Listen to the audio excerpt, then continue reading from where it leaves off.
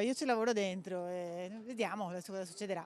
I dipendenti del Fondaco non parlano, sono ancora increduli all'indomani della notizia che tra qualche mese saranno senza lavoro. Una comunicazione arrivata senza preavviso dall'oggi al domani che ha lasciato i 226 lavoratori senza parole. Mentre tra i veneziani si torna ad affrontare il problema del turismo, un turismo mordi e fuggi che alla città e ai residenti dicono non porta nulla se non il caos. I veneziani sono stupidi perché accettano tutta sto papà de marmaglia di turisti.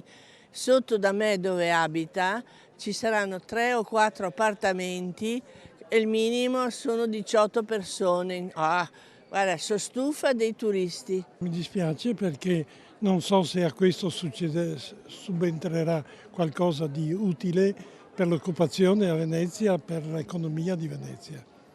O ci sarà un periodo di chiusura, diciamo così, e di inattività che si aggiunge, che abbiamo già avuto altri esempi di questo genere, sia pure su scala molto più modesta. Il timore per qualcuno è che l'edificio del XIII secolo, una volta libero, resti tale. Il Fondaco è un immobile di straordinario valore storico-artistico e per la sua prestigiosa posizione, da sempre luogo dedicato al commercio internazionale e sede dei mercanti, consente al pubblico di accedere nella propria corte, intrattenere rapporti con le più importanti istituzioni culturali della città e insieme alle boutique dare anche un'ampia offerta artistica di concerti, presentazione di libri, mostre, eventi.